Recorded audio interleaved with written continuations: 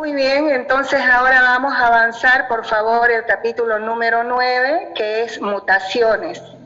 Ahora nosotros nos preguntamos qué es mutaciones. ¿Alguien de ustedes me puede decir a qué se llaman mutaciones? ¿Qué serán las mutaciones? ¿Qué serán las mutaciones, chicos? ¿Alguien me puede decir? ¿Cuál es la pregunta? ¿Qué son las mutaciones? ¿A qué llamamos mutaciones?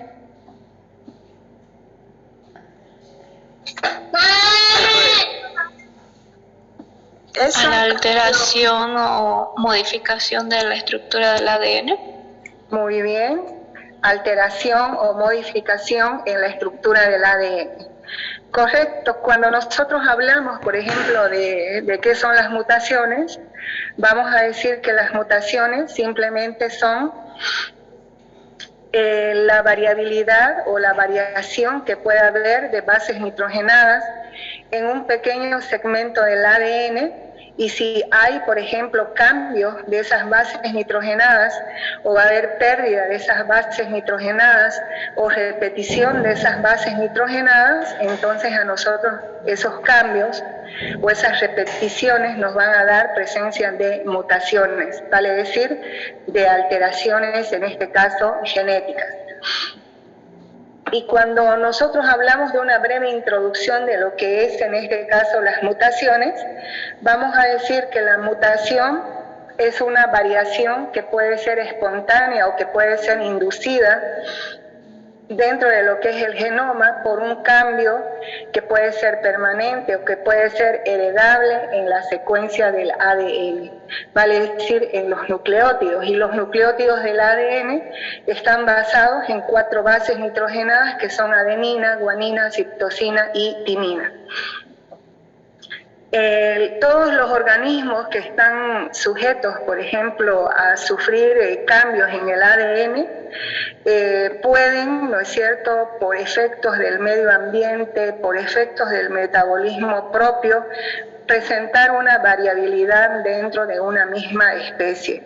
Y esta variabilidad se va a deber siempre a los procesos que nosotros le vamos a llamar procesos evolutivos, que a través del tiempo, ¿no es cierto?, se van presentando, pero que estos procesos evolutivos siempre van a ser conocidos como mutaciones. Ahora, permítanme un ratito, 2 de sus compañeros admitir.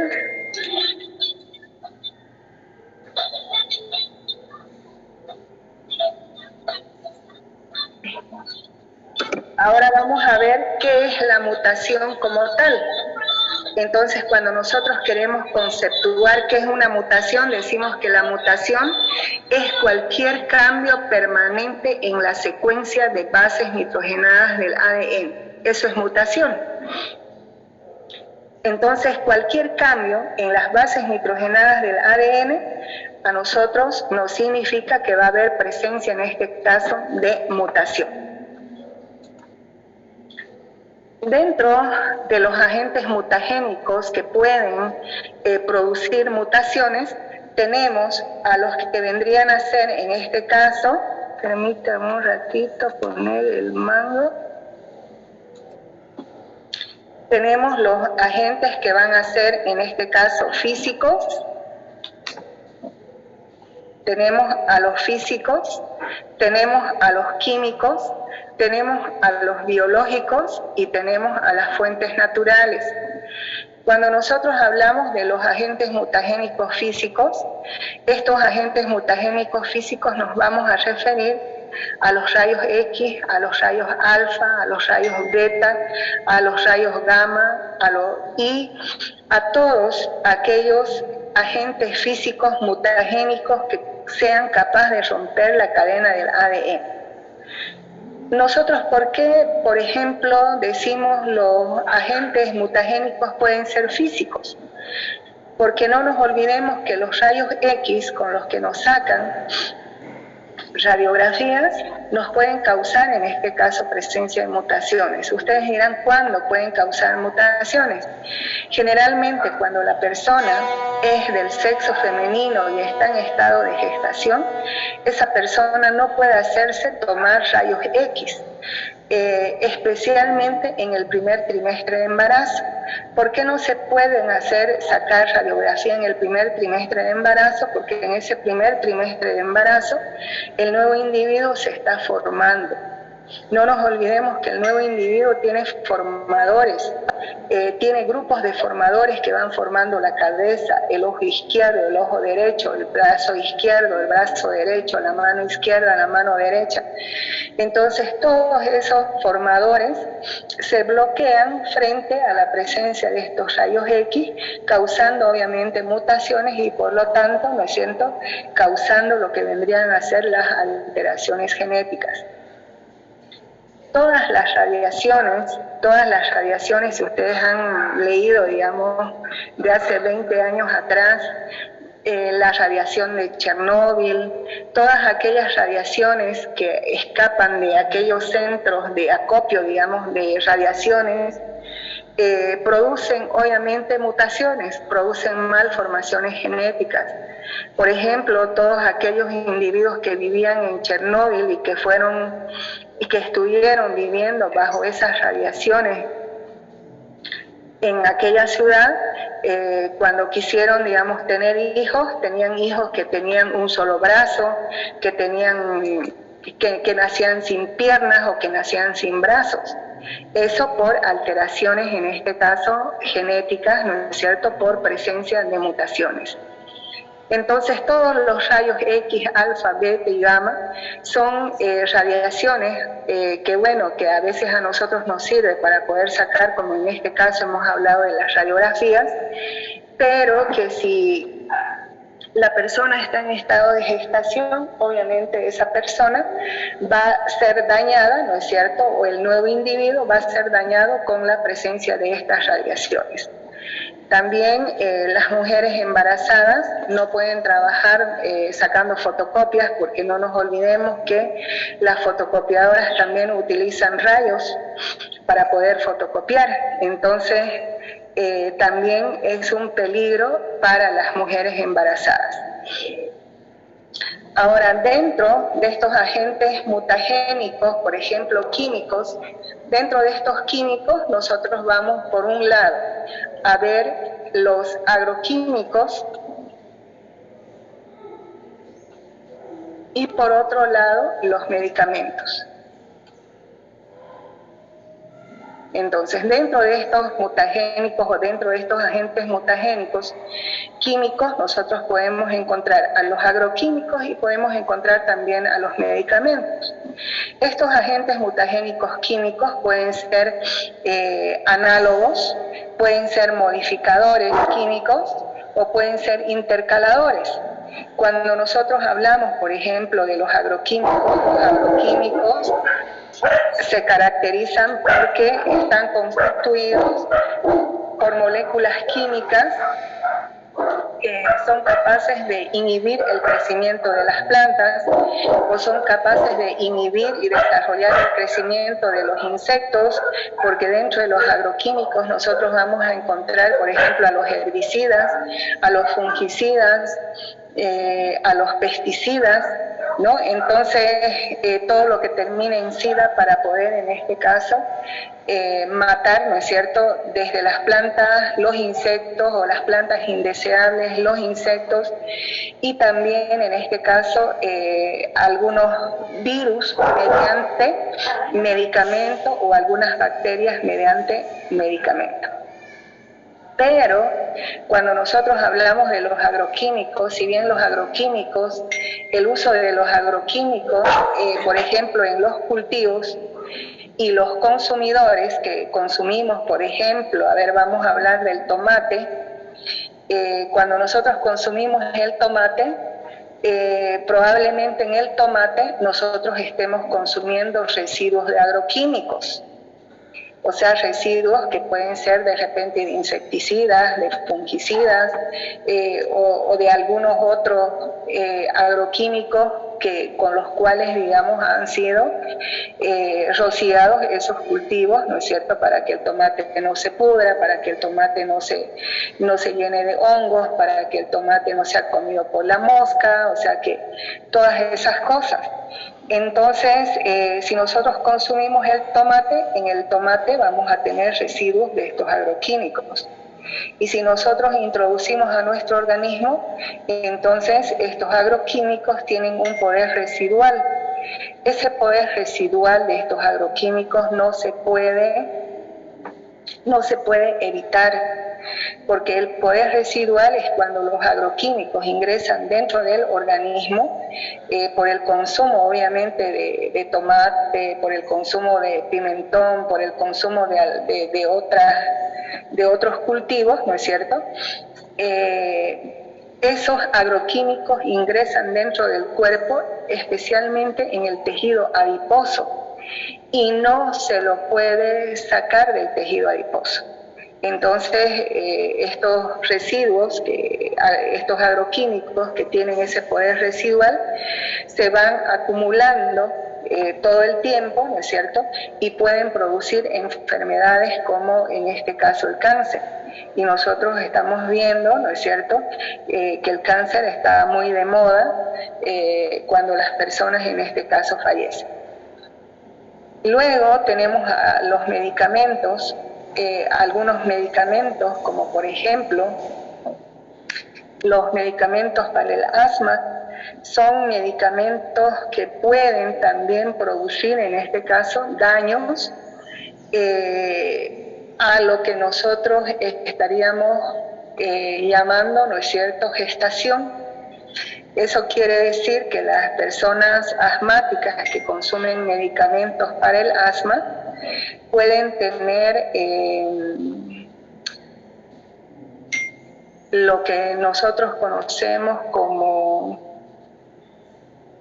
como pérdida, o sea, pérdida del nuevo individuo. Y esas pérdidas no son porque la persona se cae o porque la persona sube gradas o porque la persona corre, sino por acción de los mismos medicamentos. Es decir, que puede tener abortos espontáneos. Entonces, esas personas asmáticas que toman esos medicamentos sí se pueden embarazar, pero los medicamentos que toman les producen este tipo, en este caso, de abortos espontáneos. Por eso es que estos agentes mutagénicos, ¿no es cierto?, químicos, son prácticamente, podríamos decir, bravos, ¿no es cierto?, para el nuevo individuo. Ahora, cuando nosotros hablamos de lo que vendrían a ser los agentes mutagénicos biológicos, nos vamos a referir a los virus y nos vamos a referir a las bacterias. No nos olvidemos que también los virus y las bacterias, cuando una mujer está en estado de gestación, pueden dar como resultado presencia de anomalías genéticas o presencia de mutaciones, porque los virus y las bacterias se pueden transmitir a través de la placenta hacia el nuevo individuo, ¿no es cierto?, y producirle en este caso algunas anomalías para que el individuo en este caso no sea una persona completamente normal. Estos virus pueden producir sordera, pueden producir ceguera, pueden producir meningitis, pueden producir inclusive la cabeza grande de los niños, que nazcan con la cabeza grande. Entonces, los virus y las bacterias también en este caso son agentes mutagénicos que pueden producir mutaciones en un nuevo individuo.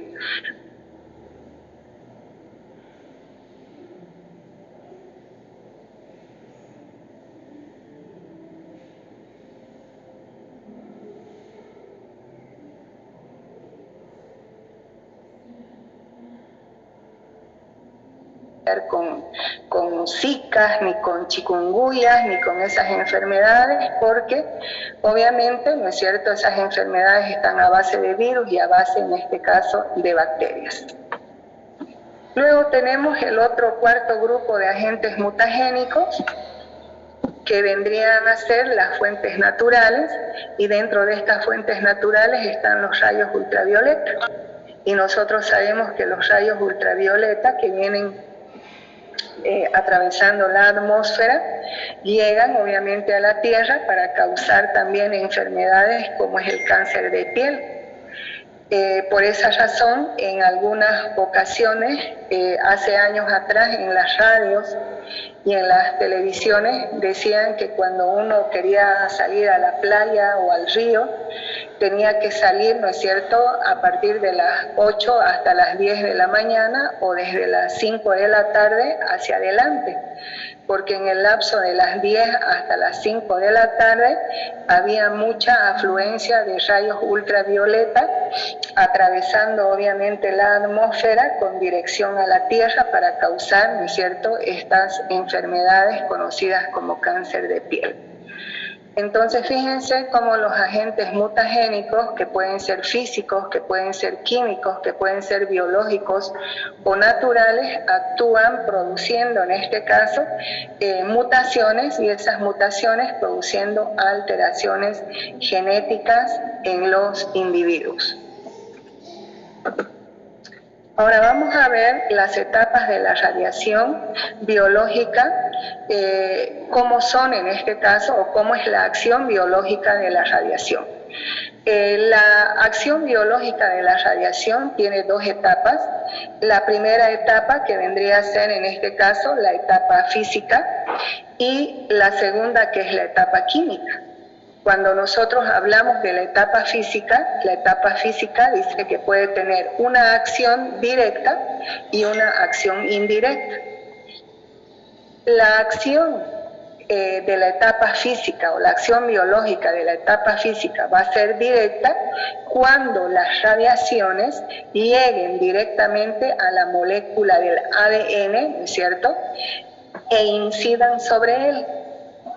En cambio, la acción en este caso va a ser indirecta cuando las radiaciones lleguen directamente a las moléculas del agua y formen lo que nosotros conocemos como radicales libres, que al difundirse esos radicales libres dentro de la célula van a tener que dañar al ADN.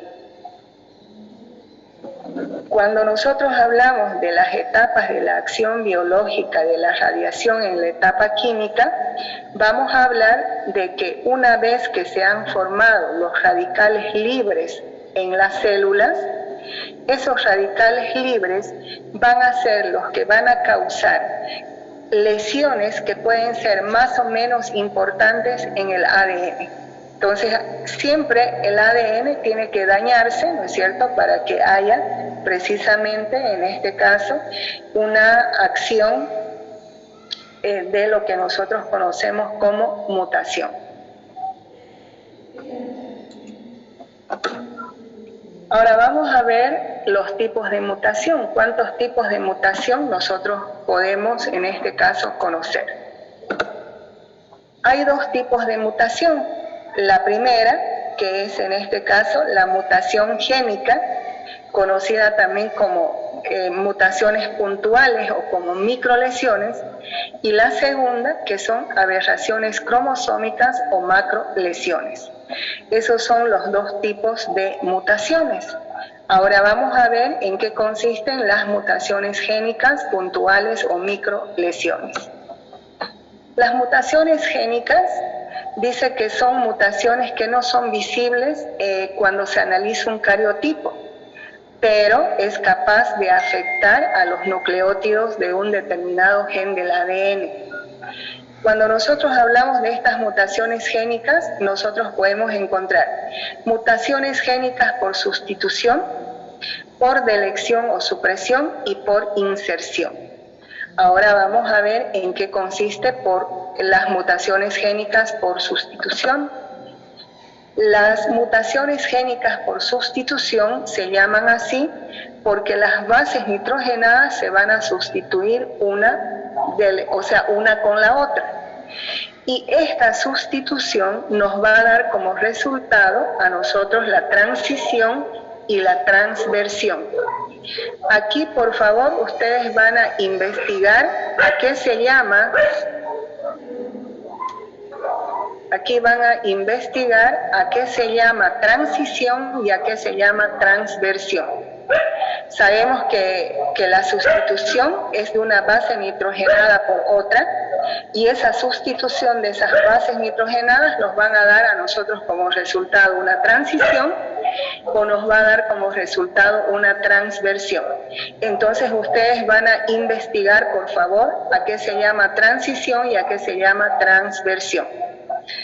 Ahora, cuando nosotros seguimos con la sustitución, fíjense ustedes este codón que nosotros tenemos aquí, UAU, originalmente estaría traduciendo a la tirosina. Pero si este uracilo es reemplazado con esta citosina, nosotros tenemos aquí UAC. Y fíjense que este codón UAC sigue traduciendo a la tirosina, sigue traduciendo al mismo aminoácido, aunque una base nitrogenada haya sido reemplazada por otra base nitrogenada. Sigue traduciendo al mismo aminoácido. Si se traduce al mismo aminoácido, entonces la mutación en este caso es silenciosa.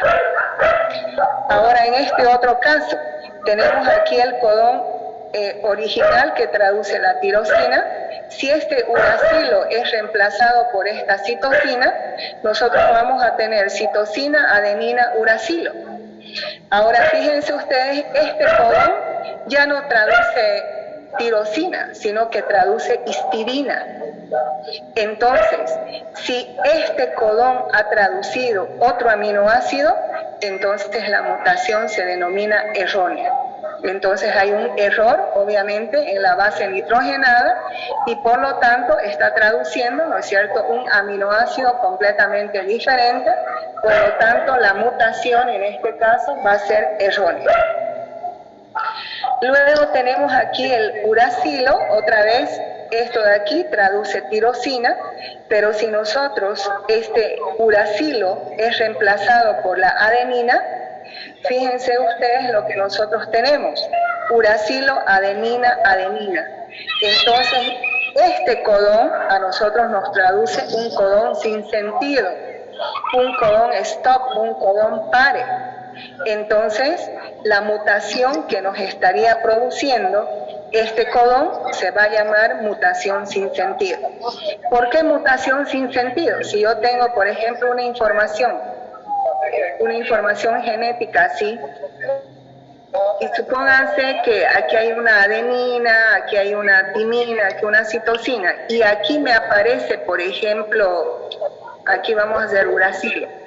Aquí me aparece, digamos, este UAA, aquí me aparece el UAA, está diciendo aquí pare, ya no hay más información genética que traducir, pero sin embargo, fíjense ustedes, aquí hay información genética que todavía se sigue traduciendo, se va a seguir traduciendo, pero como ha aparecido ese codón sin sentido, ese codón stop me está diciendo aquí pare la información. Y como se tiene que parar la información, entonces por eso esta mutación se llama mutación sin sentido. ¿Por qué?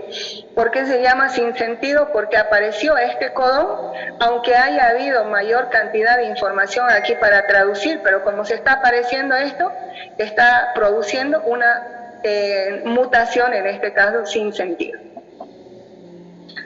Ahora, siguiendo con lo que es la sustitución, vamos a decir, cuando la adenina es reemplazado, en este caso por el uracilo,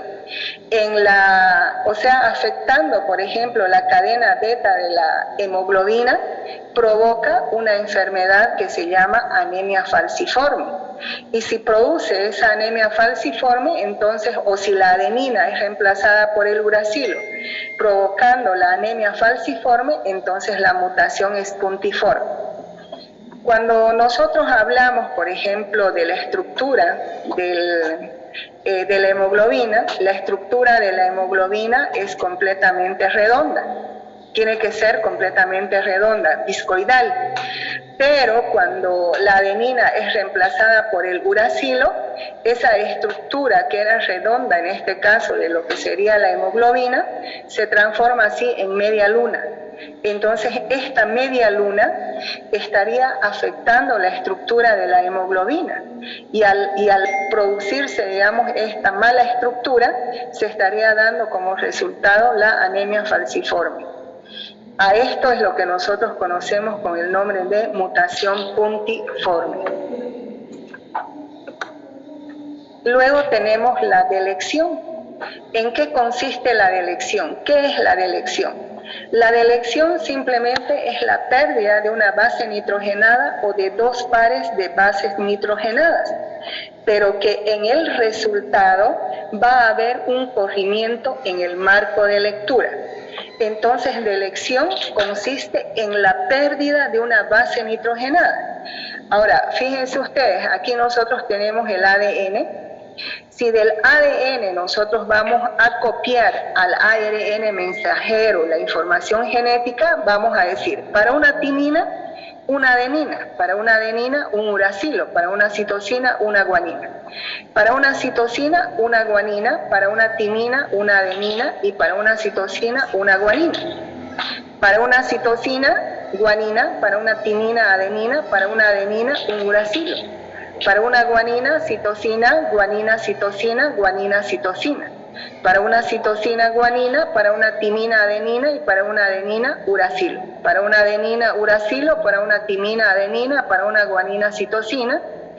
Para una guanina, citosina, para una timina, adenina y para una adenina, uracilo. ¿Qué dijimos que era la delección? La pérdida de una base nitrogenada. Ahora fíjense ustedes, este círculo azul con esta línea azul nos está diciendo que se pierde la adenina. Entonces vamos a ver que esta de aquí era la proteína original sin que se pierda ninguna base nitrogenada, nos iba a dar este resultado en la proteína original. Pero si se pierde esta base nitrogenada, ¿qué resultado nosotros vamos a tener en la proteína?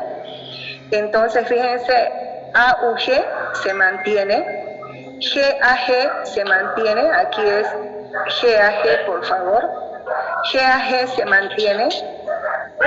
El problema comienza aquí. Entonces, colocamos G, colocamos A, y este uracilo que venía de la adenina en el ARN mensajero se pierde. ¿Y de dónde pasa la otra base nitrogenada? La otra base nitrogenada va a pasar de aquí. O sea, pasa de ahí. Entonces, ¿qué es lo que nosotros vamos a tener aquí? Guanina, adenina y citosina. Esta es la citosina.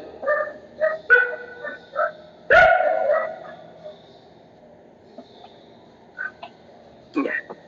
Entonces, esto se mantiene, dijimos, esto se mantiene, aquí es G, A, G. Aquí dijimos que esta de aquí va a venir aquí, ¿no es cierto? Esta de aquí va a venir aquí. Entonces, se va a colocar ahí. Ahora, si ustedes observan, quedan estas dos de aquí. Estas dos de aquí es esta y esta de aquí. Ahora, para que esta base nitrogenada pase aquí, esta de aquí está pasando aquí. Entonces, esta es esa. Esta de aquí se mantiene, esta de aquí se mantiene y esta de aquí está pasando al otro lado para que pueda tener el codón. Luego, aquí está la adenina, aquí está la citosina y otra vez esta va a pasar aquí, ¿no es cierto? Y luego va a quedar adenina y va a quedar en este caso uracilo. Aquí le falta otra base nitrogenada para completar el codón. Ahora, si nosotros observamos aquí, ha habido un corrimiento en el marco de lectura, en el resultado final. ¿Por qué ha habido un corrimiento en el marco de lectura? Porque se perdió una base nitrogenada y del otro codón ha tenido que pasar esa base nitrogenada al codón faltante, ¿no es cierto?, para poder ser reemplazado, y ha tenido que traducir, fíjense ustedes, otro tipo de aminoácidos. Por lo tanto, esta proteína no es igual a esta otra proteína de aquí. Ambas proteínas son diferentes. ¿Por qué esta es diferente? Porque ha habido un corrimiento en el marco de lectura. Al faltarle una base nitrogenada, del otro codón han pasado la base nitrogenada para completar del otro codón al otro y así sucesivamente, y ha habido un corrimiento en el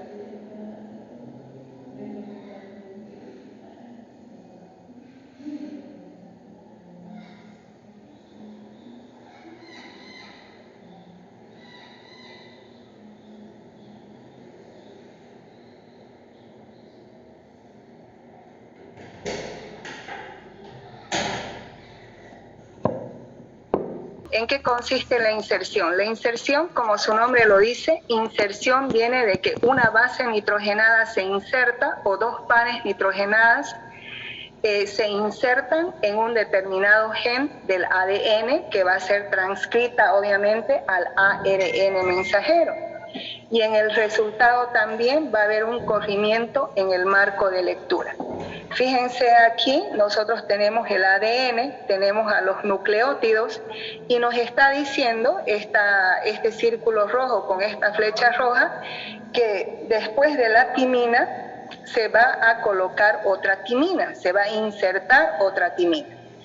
Entonces vamos copiando del ADN al ARN mensajero, para una timina una adenina, para una adenina un uracilo, para una citosina una guanina, para una citosina guanina, para timina adenina, citosina guanina, para una citosina guanina, para una timina adenina, para una adenina uracilo, para una guanina citosina, guanina citosina, guanina citosina, para una citosina guanina, para una timina adenina, para una adenina uracilo, para una adenina uracilo, timina adenina, para una guanina citosina, para una guanina citosina, para timina adenina y para adenina un uracilo. Vamos a admitir un ratito a 10 de sus compañeros, por favor.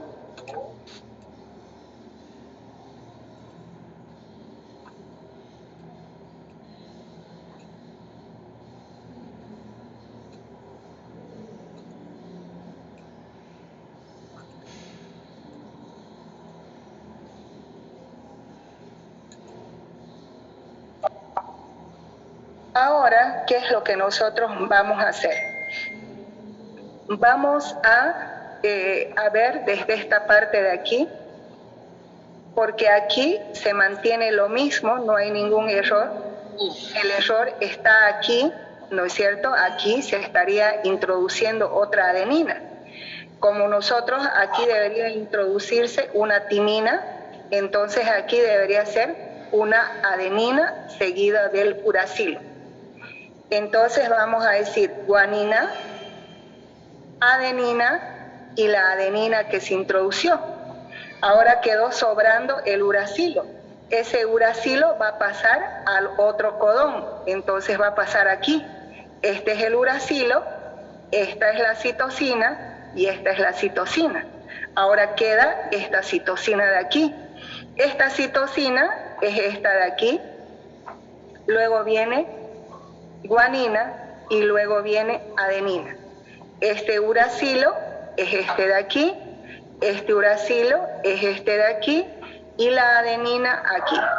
Ahora esta citosina viene aquí, esta otra citosina se mantiene aquí y la adenina se mantiene y este uracilo queda, ¿no es cierto?, para pasar al otro codón que viene a ser este de aquí.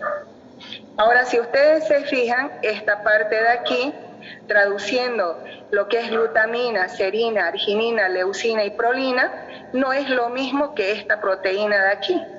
Entonces, si ustedes se fijan, entre esta proteína original y esta proteína que es completamente diferente, porque se ha insertado una base nitrogenada más, se ha producido un corrimiento en el marco de lectura y se ha dado como resultado final a una proteína diferente a esta proteína original. Ahora, cuando nosotros hablamos de mutación en reversa, la mutación en reversa consiste simplemente en restaurar el fenotipo original.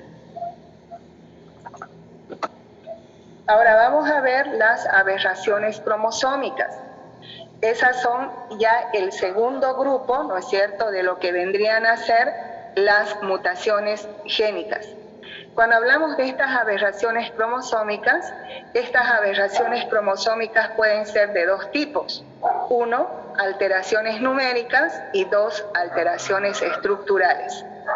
Cuando nosotros hablamos de las alteraciones numéricas, vamos a decir que las alteraciones numéricas son las que estarían afectando al número de cromosomas, ya sea por exceso de cromosomas o por falta de cromosomas. A eso se llama alteraciones numéricas. Dentro de las alteraciones numéricas nosotros estaríamos hablando, por ejemplo, del número cromosómico.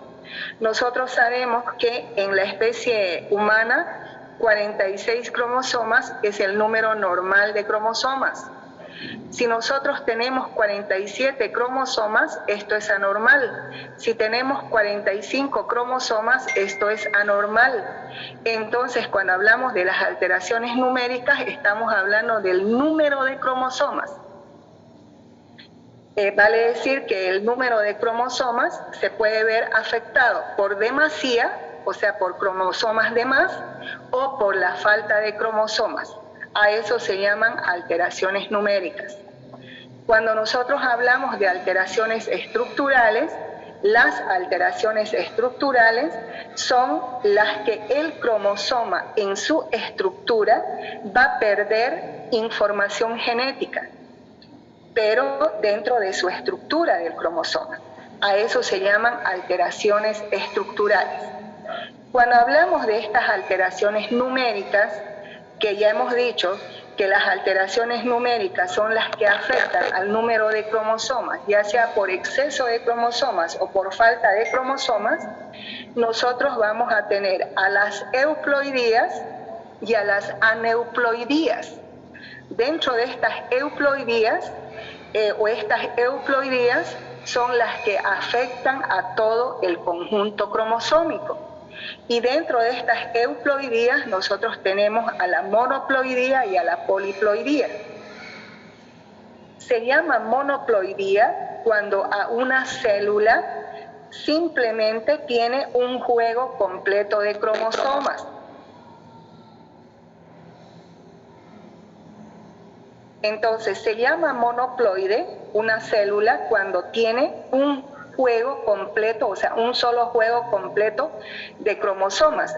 A eso se llama célula monoploide. Pero la célula va a ser poliploide cuando presente más de 2 juegos de cromosomas.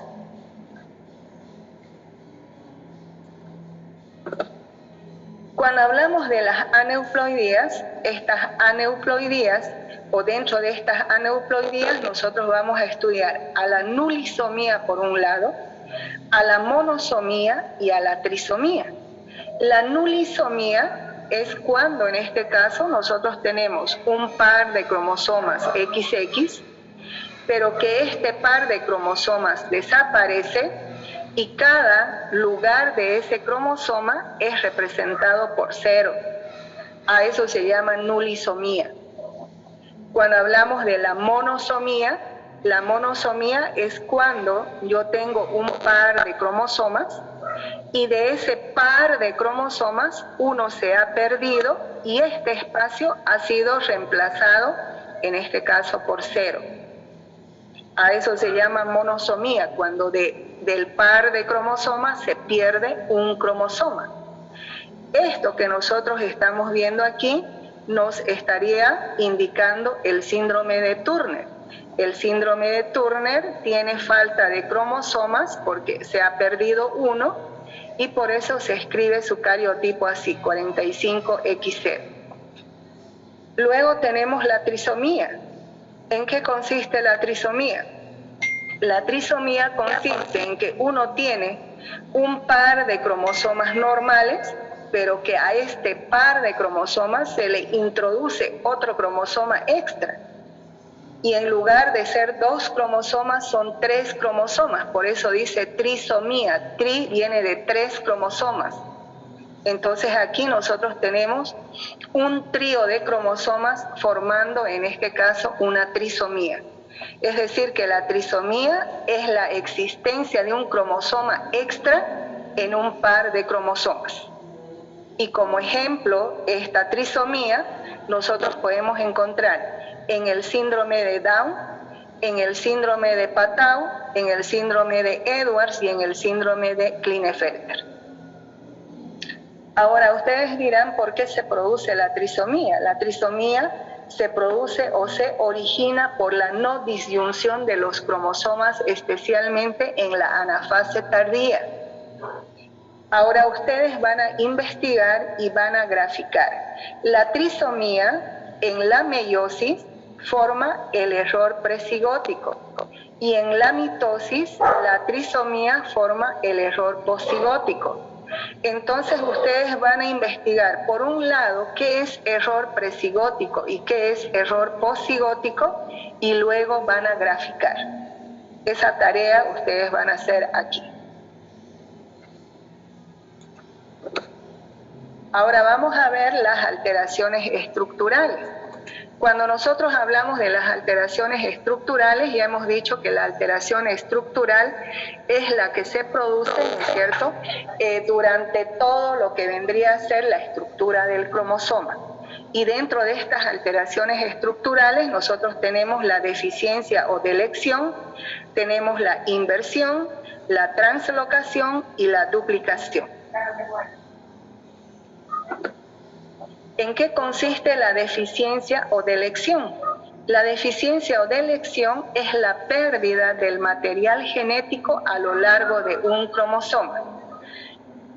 Por ejemplo, fíjense, este cromosoma tiene la información 1, 2, 3, 4 y 5. Si este cromosoma, por ejemplo, pierde esta información genética, pierde todo esto y solamente tenemos la información 3, 4 y 5, la pérdida, o sea, esta pérdida se llama pérdida terminal o delección terminal. Supónganse que yo tengo aquí un cromosoma, así, entonces si se pierde esta partecita terminal, entonces la delección es terminal o la pérdida es terminal. Puede ser esta parte o puede ser esta otra parte. Entonces la pérdida es terminal. A eso se llama pérdida terminal. Luego, si se pierde esta parte de aquí, esa parte, y yo tengo en el dibujo así, a esta pérdida que se ha perdido de aquí, ¿no es cierto?, a esta se va a llamar pérdida o delección intersticial.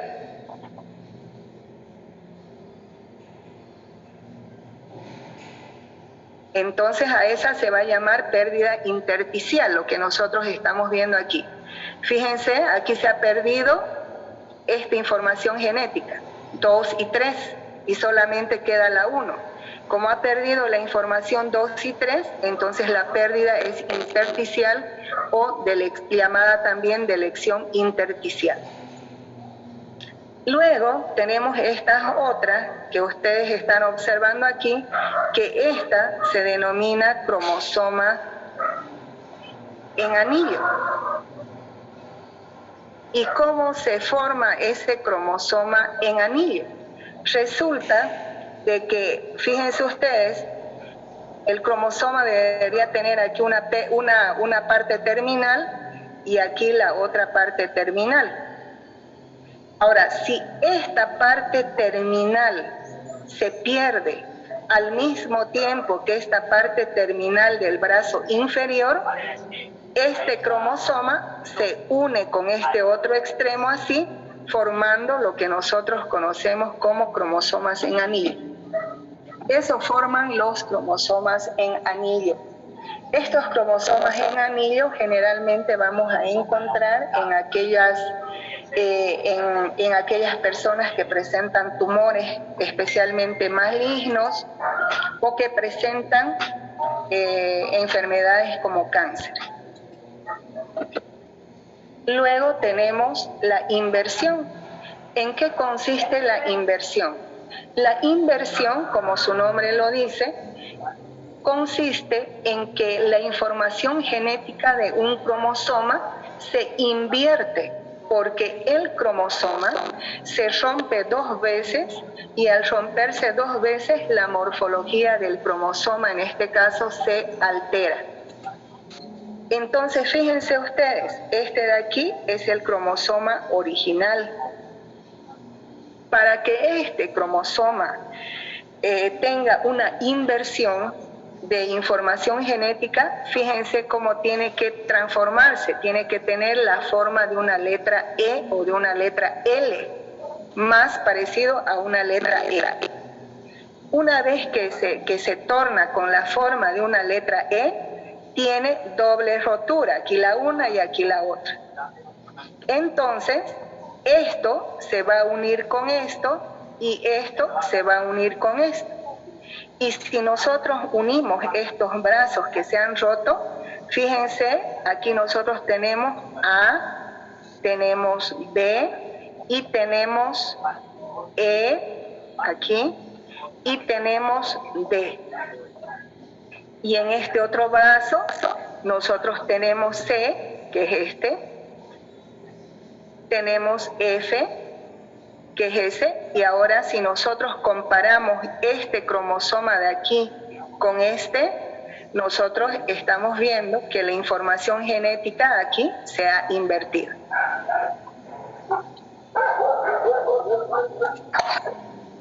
Luego tenemos la translocación.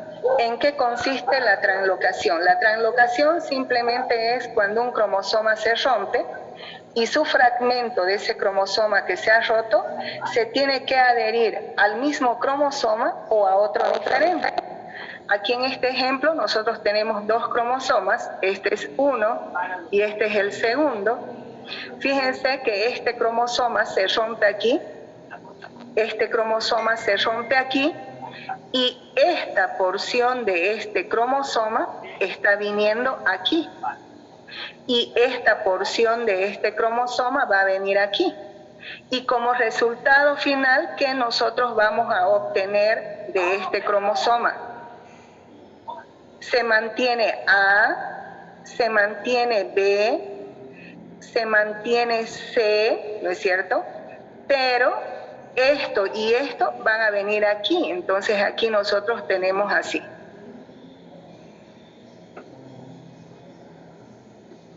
Entonces aquí nosotros estamos viendo A, estamos viendo B que se mantiene, aquí está C, aquí está la Y y aquí está Z. Ahora de este otro cromosoma, ¿qué es lo que nosotros vamos a obtener? Aquí se mantiene la B. Aquí sigue estando W. Aquí sigue X. Y aquí viene D, E y F. Entonces D, E y F. Ahora si nosotros comparamos este cromosoma con este cromosoma original y este cromosoma con este cromosoma original, ha habido obviamente intercambio de información genética entre ambos cromosomas de sus fragmentos. A eso se llama translocación.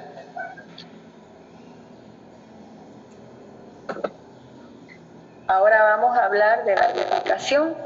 ¿En qué consiste la duplicación? La duplicación consiste en que la información genética a lo largo de un cromosoma se puede ver duplicado 2 veces o más de 2 veces. Entonces aquí, por ejemplo, nosotros tenemos en este cromosoma, tenemos la información genética que está pintado de rojo, aquí pintado de rojo, y cuando se duplica la información genética, aquí estamos nosotros viendo que la información genética está repetida 2 veces.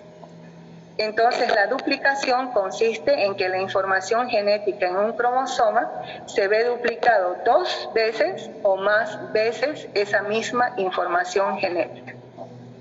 A eso nosotros conocemos con el nombre de duplicación.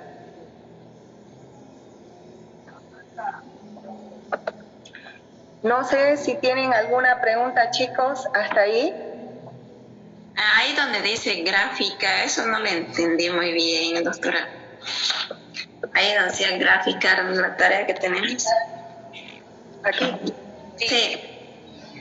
Ya. Por un lado, o sea, aquí, a ver, son 2 tareas lo que tienen que hacer. Por un lado, tienen que investigar qué es o en qué consiste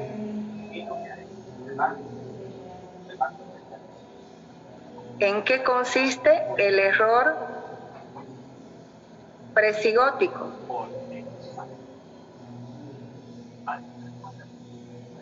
Y la otra, en qué consiste, ¿no es cierto?, el error posigótico.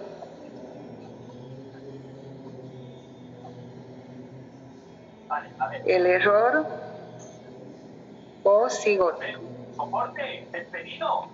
Con su dibujo más, dijo, ¿no, doctora? Sí. Primero ustedes van a investigar en qué consiste el error presigótico, o sea, por qué se produce el error presigótico y por qué se produce el error posigótico. Una vez que describan cada uno, ya ustedes hacen su gráfico. ¿Cuál es el gráfico del error presigótico y cuál es el gráfico del error posigótico? ¿Ya? Entonces, gráfico, error presigótico. ¿Eso tenemos que investigar también esa gráfica o tenemos que hacer con los dibujos que tiene? Pero a lo que veo tiene. Este error presigótico ya lo tienen en su libro de Robertis, ya está en el internet, todo, digamos. Simplemente ustedes lo van a copiar. Ah, ya, doctora. Y el posigótico. Entonces, estos gráficos ya están hechos en el libro de Robertis o en el internet. Ustedes sacan y ustedes luego lo dibujan como está. Lo que ustedes tienen que investigar en qué consiste el error presigótico, o sea, por qué se produce el error presigótico, por qué se produce el error posigótico. Ya sabemos que el error, este error presigótico y posigótico, se debe a esta trisomía. Y esta trisomía dijimos que se origina porque no se separan los cromosomas en anafase tardía. Entonces eso quiero que ustedes expliquen en el error presigótico y en el error posigótico. Nada más. ¿Alguna otra pregunta, chicos, hasta aquí? No, doctora. Ya, si no hay más preguntas, entonces vamos a llamar listas. ¿Dónde están ahora mis listas? No sé qué dice mis listas. A ver, aquí.